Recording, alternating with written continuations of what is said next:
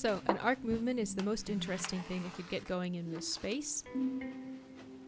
But I wanted to see if the shape worked, so set up my camera and focused it on an object and then moved it cheekily around this curve. Turns out, stays in focus, so we're good to go. I cut the arc out of this foam core and checked the camera movement on it, but the camera could still move a little too freely in the two directions, so it needed to have a base. This stuff I cut out of the scrap edge, so I would keep the same curve and trimmed it a bit. And then as I tried to move it along the foam core, each one of those little segments would catch on the fluted inside of that, so had to find a solution for that. A little bit of tape goes a long way, and that covered up all those little bumps. But there's still enough on that inner edge that it needed a trim and another layer of tape also.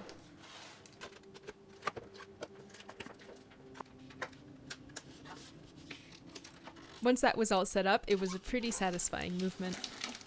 Yeah! Alright, connecting the two so that they don't come apart during the animation. Pretty good.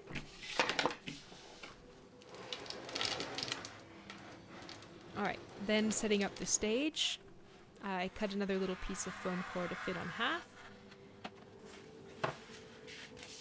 Used some tape on the underside of these boards so that they would hold, and another piece of tape on top, more little pieces to hold it to the desk, and then I needed to find some fabric dressing. I ended up using a thick denim covered with a thin muslin, and then put all these little pieces of coral on top that I had made for another scene, and started to organize them by color. At first I kind of thought, okay, well, maybe I'll do something with like a dangerous side here that's kind of reddish, and then some lighter colors on the other side to make it feel a bit safer. And then after a little while I realized, oh gosh, I should just go ahead and make it a rainbow. So I did. So there's dangerous side, safe side. And then I needed to make an arch to fit in the middle, which I have, oops, made that completely off camera, but that's kind of what it looked like. Then I did some scene setups with a little hill in the background and then cooked it. Then I had to take out all this foil support that I'll reuse in a future sculpt. I can just wrap it up in another piece of foil. I broke it, of course, and then fixed it, sent that back to the oven, and started sculpting the coral on the arch in the meantime. The new pieces of clay did not want to stick to this arch, and it was sometimes a bit of a challenge to make everything go on.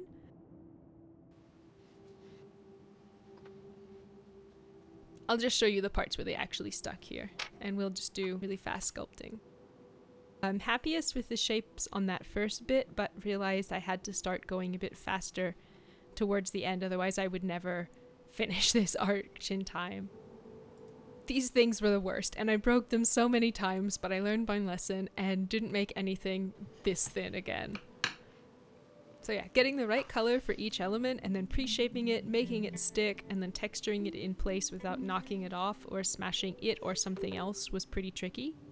I started bulk cutting and pre-mixing lots more clay. So I'd cut the clay into roughly equal pieces, but not worry too much about how even they were, and then fiddle with them once they were on the arch. And sometimes it was pretty hard to avoid squishing pieces on the backside when I grabbed it, so I baked it quite a few times. I'm glad I didn't put anything on the top early on.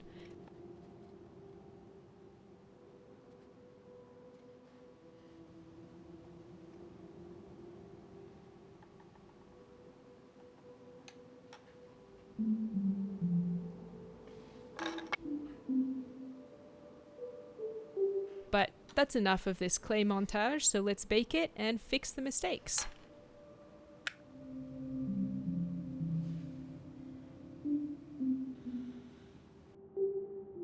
Now it's time to set up. Alright, so it doesn't look like very much right now. I have to work hard to make this thing look like something. Alright. Put this thing further back to be kind of like this, right? Excuse me. For the next hour or two, I whispered sweet nothings to all the corals so they could find their true homes. And then as you watch this 1 minute speed run of this very large part of my life, you can pick your favorite piece and let me know in the comments.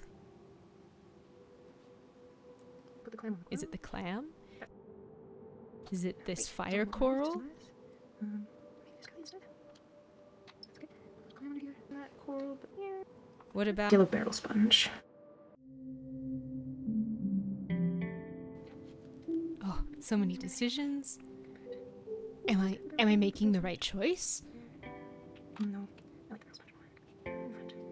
Okay, let's put it. You guys, this sponge. Stay. Let's see if it's visible from over here. That's not a great spot for it. Back around. And now I have to think about my animations. This is crowded these. Just too much in front. No. Alright, starfish is gonna come over this. So, he's back here. He's gonna come over the top.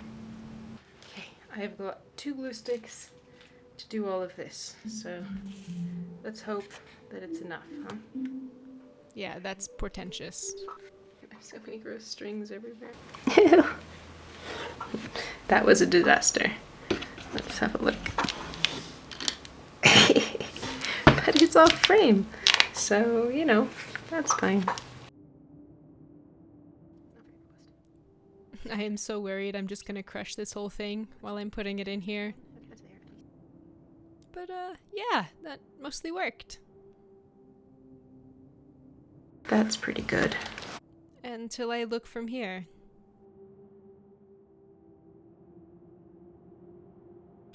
And you can see the horrible orange thing in the final animation. Dead space. So here I needed to start animating, so I made a list of each of the animations I was going to do in their relative orders. It's very neat. And then if you look along the edge of the curve, I marked out the distances for each frame during the camera movements to make sure that it would look nice and smooth. Because my distances are so small, I had to be pretty precise. This take, it's hard to see why I messed up, but I did, and so I restarted it.